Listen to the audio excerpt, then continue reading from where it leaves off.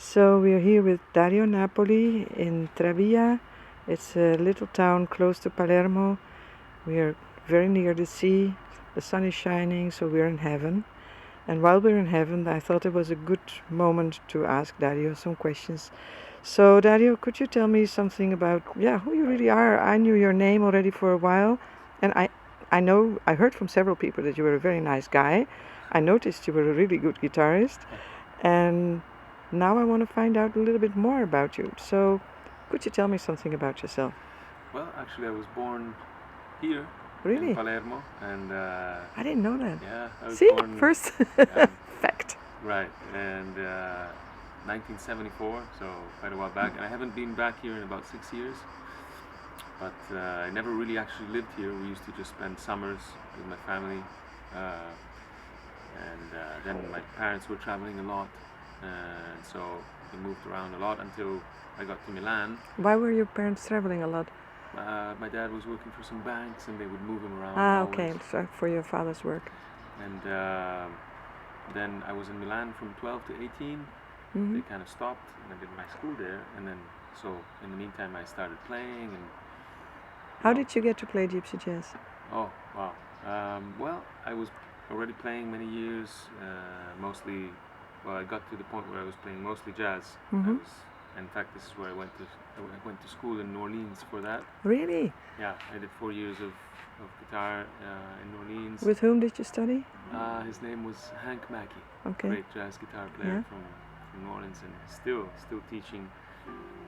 And then about maybe 10 years ago, a friend of mine, professor, actually the person who eventually, he's a collector, and he eventually made me this great gift, this hall. He gave this guitar to you? He gave this guitar to me. And it's a hall. And it's a hall, yeah. Congratulations. Pretty amazing, yeah. Yeah. But he gave me a Josko Stefan CD, actually. Really? And I obviously knew of Django, but hadn't really focused on him at all yet.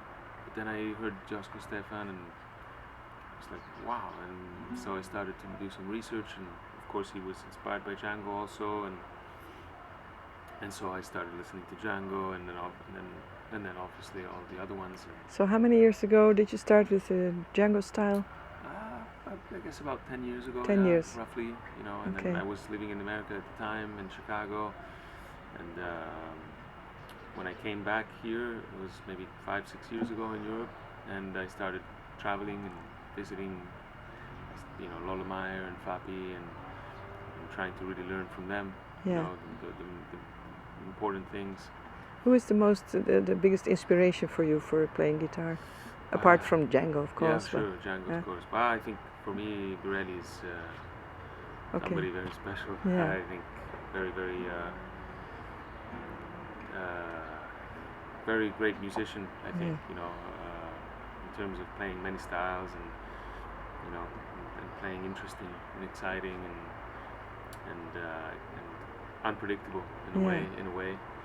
So I like him very much, among others, of course. But I grew up also with George Benson and Wes Montgomery and Tal Farlow, and before that, Clapton and Steve Vai and just rock and blues and all kinds. So yeah. So what made you move to New Orleans? Was it just because you wanted to learn from this guy?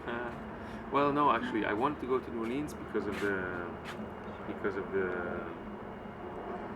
jazz, But I also was playing tennis at that age, and I played college tennis, so they helped me with a scholarship. Ah, okay, great. Which allowed me to then do the music also, and it was like I was doing, and then I was playing basketball and other things.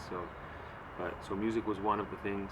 Yeah. But I knew New Orleans would be the perfect place for jazz. I mean, so many opportunities to play beyond the teaching. They had the big band and all kinds of.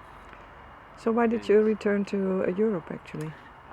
Actually, I never really planned to. I mean, I was living there already 15 years, but my visa's expired. And I tried. That's a good reason. Yeah, and my green card, I tried, and it never went through. No. So I didn't want to get married for that. No. So I actually, when I came back, I thought I would stay a few weeks, maybe a month or so, and then go back. Yeah. But then friend opened a school and asked me to help, and then I had in mind a CD and a record company in Arezzo was willing to go with the project, and so the experiment continues. So you went with the flow. I went with the flow, and then at that point, playing music, I was able to open, and start playing outside of Italy, and so I live there, but I move a lot, so it works. And if you think of the near future or the further future, what is your ideal? What would you like to achieve apart from what you already achieved? What would you like to do? Maybe not even maybe achievement, but in terms of what would you really like to experience? I mean, for me, it's always been the idea of like doing a job that is music, which never feels like work to me. Never felt like work, and thanks to this, see a lot of parts in the world and meet people. I can't think of really any better way, and it's slowly sort of moving in that direction. So I think just continuing in that direction for me is what is important, and I feel like it's happening. And the goal for me is, I admire somebody like Robin Nolan, for example, who has can be in Japan 1 month and then anywhere else, and playing and always playing and teaching and playing and being among great people and seeing places. And still being a great person. It's never changed personality. Exactly. And so do you write also? Do you write music? Yes, I do write some music. I have now 2 CDs out. With your all originals? But not all originals. I wanted to do my second one all originals, but the producer was like, they're afraid that people won't recognize the tunes. Exactly. So I did 80-20, 80-20, 80% covers, okay. I guess, or standards, although there's not the typical standards. And then I did another one which was sort of a Charlie Parker, Dizzy Gillespie thing, with Gypsy. And but the next one, maybe I'll do 80-20 the other way. Yeah, that sounds good. And so I would love you to play a little bit just for this video. And of course, you just play what you feel most comfortable with. On the other hand, maybe one of your own compositions would be very interesting if you, I just throw that on you now. So you do whatever you.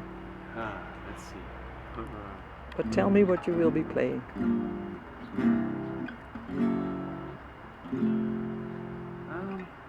I'll play something in A minor. Something in A minor. Something that you are making up at this moment, or? I guess parts of it. I'll start with something that I heard before.